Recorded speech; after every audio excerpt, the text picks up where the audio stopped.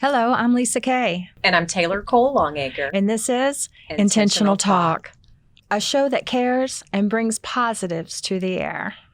Well, welcome everyone to Intentional Talk. We are yet again thrilled of who we get to speak with today.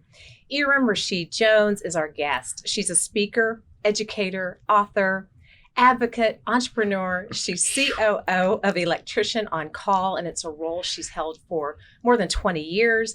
And through that, she and her team have created a group of electricians, HVAC techs, service reps, and a worry-free experience that they call On-Call Service Pros.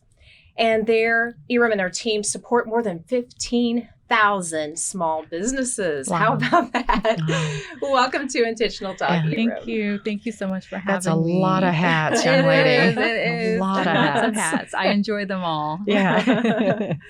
Well, your story is so beautiful, yet it comes with a painful past. Yeah. But that's what I love about you, is that you bring all of that to the table, and that just makes you who you are. You have managed to grow through foster care and through pain, but you have triumphed. Yes. Share with us a bit about that. Yes, absolutely. So I am a first generation American. So, let's start there. And so, of course, there's a lot of cultural differences. And so I found myself in the New York City foster care system when I was a teenager, and I navigated through that in my entire teenage life. So there was a lot of experiences, a lot of hurt. And when you are put through the foster care system, you're told that you're being placed with security and stability and all of these other things. And then when that doesn't happen, you're let down. And so I basically bootstrapped my way into college. I decided that I really wanted to take this into like my own hands and work through it. And so after I bootstrapped my way in, I was exposed to many different industries, and I worked 2 jobs in high school. So I was always working and putting things into motion. And that is what led me down to Texas. Back then, it was like the telecommunications era, and that was what I was doing. So I was always in some type of technical role, and I graduated, kind of became a project manager, construction project manager, software project manager. So I was always resolving people's problems. Yes, even from your early age, you resolved problems back then, and then you moved right into it. Yeah. Just stepped right into your purpose. Absolutely. Well, construction's not typically a woman's line of work field. No, it's not. That's a tough. It is. And I'll tell you, Electrician on Call has been around for 20 years. And when I first started, it was just so crazy because I couldn't find other women electricians or other women that were in field service roles, like out there on site. And that led me to kind of stay behind and do a lot of behind the scenes work. And it was over a couple of years that we finally were able to find other women, and we all kind of got together gradually. 20 years later, there's like a community of like 20,000 lady pros, and that's what we call ourselves. Wow. Lady pros, yeah. Lady Love pros. And it's so awesome because we support one another, and we just love talking about the different roles we have in our different industries that all wrap up to construction. And we're finally getting the visibility from other, folks and students and ISDs and career centers, that there are so many different hidden careers in construction that no one knows about. And you know what? And I think you're redefining the role of women in construction. I know I did some marketing for a construction company for a while, and it was almost assumed, okay, well, if you introduced yourself and said you're with a construction company, you're like, oh, you're in marketing. Oh, you're behind the scenes. Oh, you're admin support. I'm like, who knows? How do you know? I could be the project manager for this. I could be the engineer in charge, Exactly. I love it. You're redefining it. Absolutely. And that's one of the reasons why we never say no when it comes to career day. We always want to make sure that we are there. There's some representation, and we break some of those stereotypes.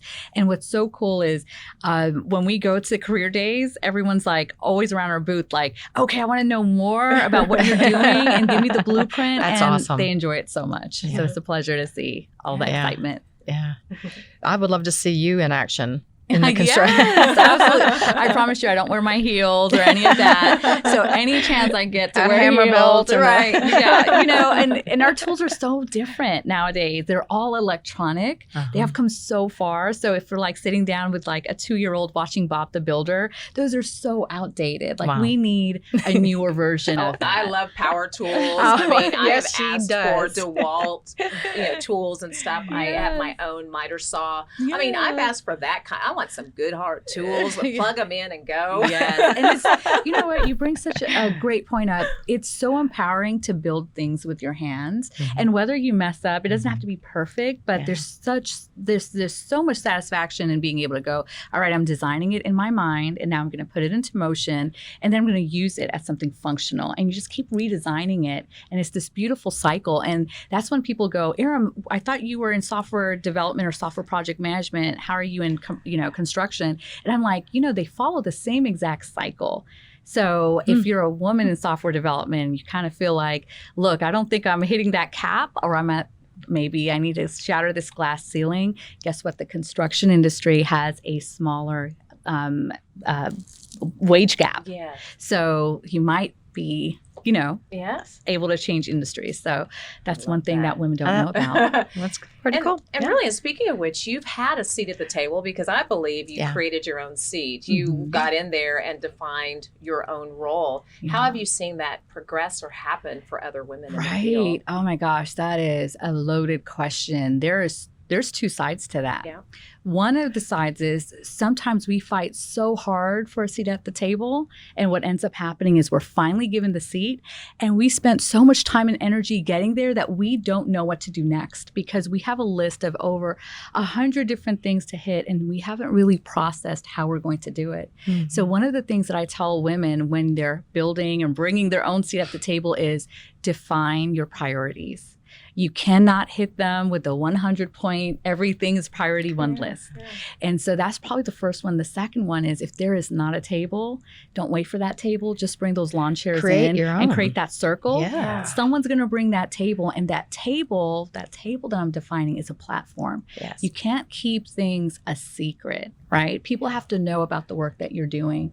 And there's so many amazing pockets of women and pockets of resources, but they don't have a table. They just have chairs. So look for those people. It's like one of my call to actions. Look for people that are doing great things and bring the table, because maybe you're a media person. Bring the maybe you have a website. Bring that on. Yeah. Oh, that's so good. Bring the table. And then, have you found that women are supportive of one another once you get in there? Because I know you fight hard to get in. Yeah, let's talk about that. Ooh. Let's talk about that. I'm so sorry. I got all these bells ringing, of course, as a project manager. To do that. So I'm sorry, guys. That's what happens. But that milestone will be missed. So we just had a cameo appearance of our phenomenal Eric on set. But you know what? This is real life, y'all. Right. It is. It's intentional. And purposeful. Absolutely. And what's funny about that is the alarm that I get. So I actually have roundups with my teams to make sure our customers are taken care of. So if, right now we're taping. Last week we had like this completely disaster in the Dallas area. Today is a really important day for people to write their letters in to let them know about what's going on in the homes. That is one of the most important alarms that goes, hey, has everyone submitted their feedback of things that were bothering them? And so that alarm, it's never going to go off again, because I know the state of Texas is going to do better. We're going to do better. So back to your question, are women supportive? I'll tell you this, we need a lot more organizations to help women realize what support really means.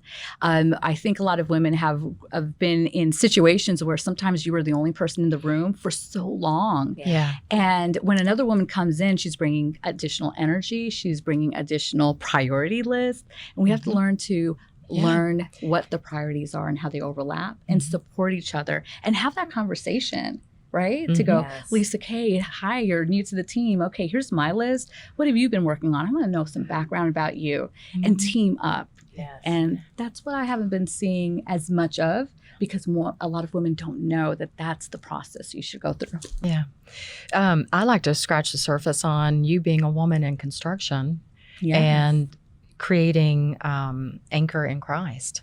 Oh my gosh, yes. Let's talk about that for a second. Are you okay with Yeah, that? let's do. Okay, so anchored in Christ, you know, one of the things that I have as a hat that I never take off is being a Christian. And what's so important about anchored in Christ is when we ran into so many women in construction, we had some of the same pain points, some of the same silent sufferings, like people understanding that we were a woman and going, I don't care if you have a family, get my project done. And they would give us that pressure. And if a man was in the room, it was okay. And we were, so as us women were getting together and understanding that we were going through some of the same pain points, we decided that we needed to get together to build each other up. And a lot of times what happens is people will run towards their comfort space instead of running towards God when we talk about that. And so Anchored in Christ was created by myself and Anna Rivera in California. And what we wanted to do was give women a safe space to talk about how to be great sisters and empower one another. So if you are having a bad day, instead of me telling you, let's go get drinks at the bar, I'm just saying, look, I'm giving you an example. Instead, I'm going to say, listen, I'm going to pray over you. I've been through that. I'm going to be vulnerable and I'm going to give you some scriptures. I'm going to pray about that. I'm going to go over to my sister over here and go, listen, you may not know LisaKay, but I'm going to connect you guys together. We're going to pray about her and we're going to check in on her. And so this gives you a playbook of how to really be a friend, a godly friend, and turn that into being a godly sister. And if you're not anchored in something, right, you're going to drift away. You're going to go through these. Or latch on to anything. Latch on to anything. And so women in construction, there's two different sets, right? You got your women that are the owners, the women that are behind the scenes or wearing multiple hats. Then you have laborers, you have your electricians, you have your plumbers out in the field, and they go through a completely different set of issues, right? They're tested every single day on a skill that they are licensed to do. And let me tell you something. One of the biggest things about construction is people assume that we don't have a college degree, that you can go look everything up on YouTube and you just are skilled that way. But some of these people that do the work have put in the same amount of work as a brain surgeon.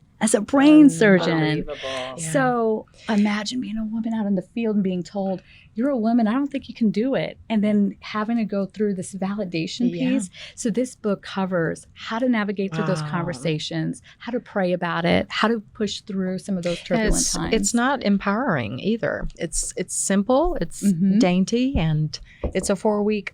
Yeah, it's a 4-week, let's set sail and get things going. And so we have our first set going on April 5th, and we have a couple of different time zones and coasts, and we have accountability sisters, and we all go through it together so we can learn.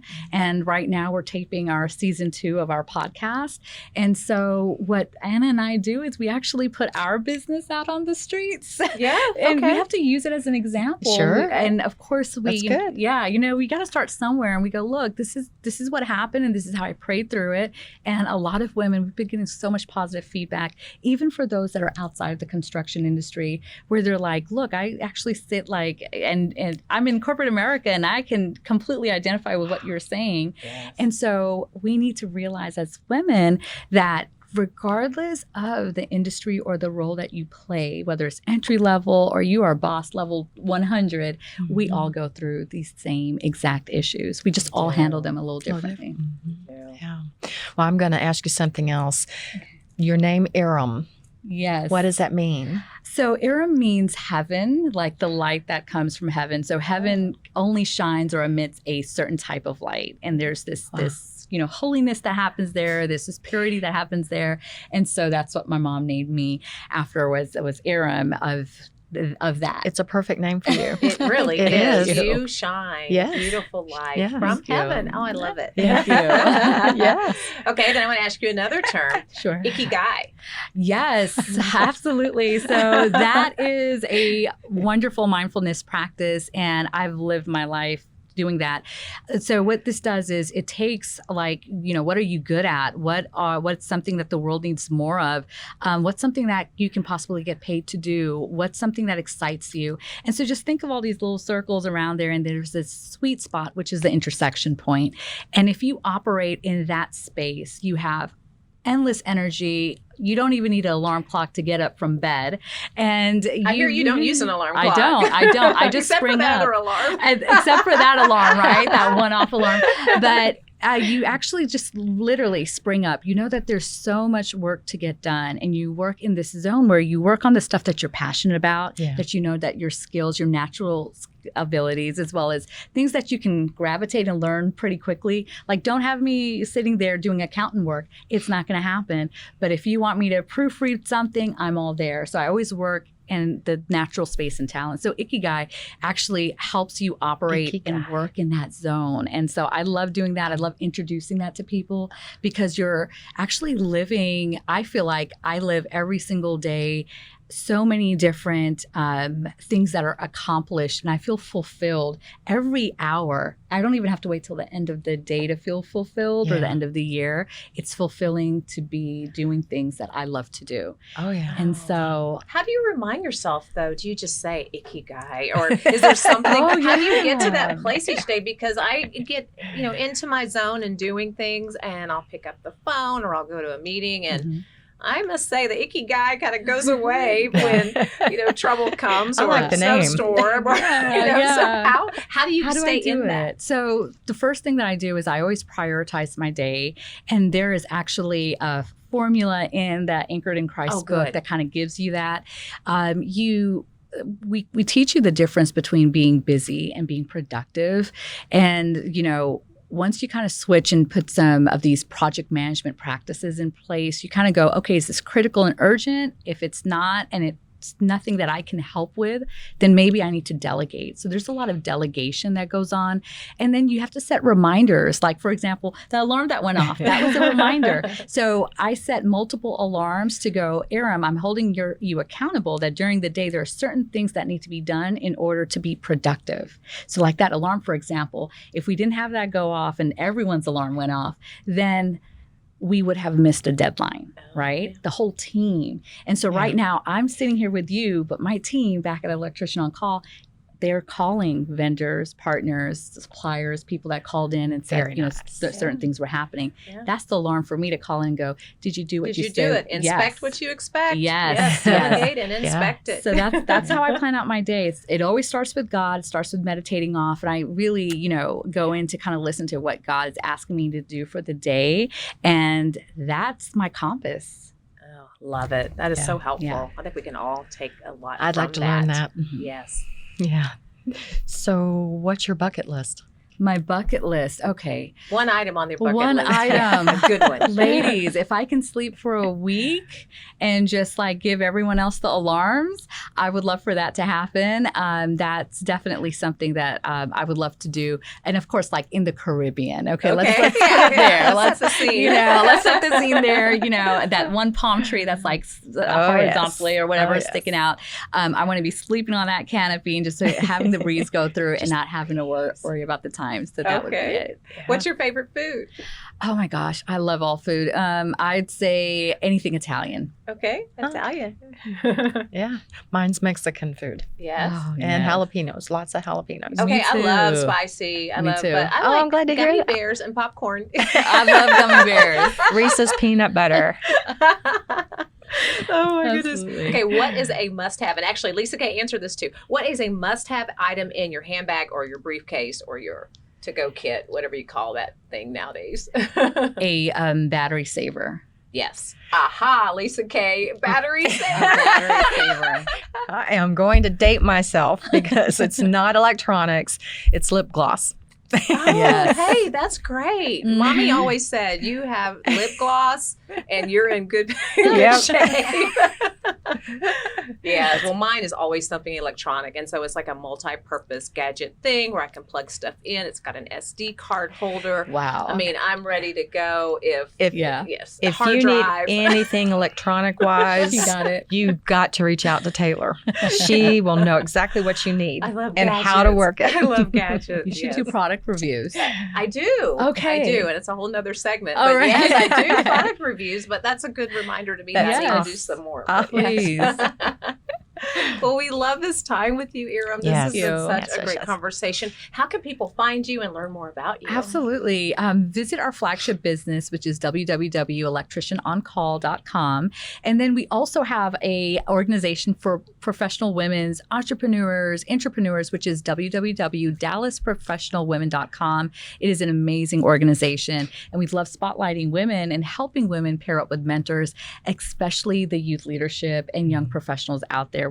There's so much to learn. I'm on there. The team will get a hold of me and I will help you guys in any way possible. Oh, And and how- LisaKay, you're familiar with Dallas Professional Women as Yeah. well. Yes. I'm on the advisory board Yes. Yeah. for advocacy Yes. for Yes. veterans. Oh, Yeah. that's So great. What a great alignment Yeah. of what we do with Fellowship Power Lunch with Yes. Dallas Professional Women. Yes. yes. And our Veterans Appreciation Luncheons in November. Yes. So how can they find your book? Absolutely. So right now it's on Facebook. So find the Facebook group Anchored in Christ. And what's so amazing about anything that I do, it's all intertwined. So if you go into Dallas Professional Women, we actually have a group of women going through Anchored in Christ. So they can actually find that information under I love spotlights on how to connect. Yes, You want let's in? sign Let's up. do it. Let's Yeah. get sail We together. all need to sign up for Yes. that. Yeah, Absolutely. otherwise, we'll, like I said, we'll get hitched to any old thing and run off down the freeway and forget where we were and what our purpose is. Mhm. Absolutely. Get off track. Yeah. Ah, Well, thank you so much for being here with us. Thank you for It's having such me. a pleasure. Thanks so much, It's ladies. been great. Be sure to tune into Intentional Talk with LisaKay and Taylor and subscribe anywhere you get your podcast. You can also find it on my channel on pray.com, on Life Network for Women, and we have a brand new distribution, and it's the Awaken Podcast Network. Yes. So more and more places to find this great content, and we appreciate guests like Irum Rashid Jones for being here with us. Thank you, Irum, for being Thank here. you. Yes. Thank you, ladies. Thank you.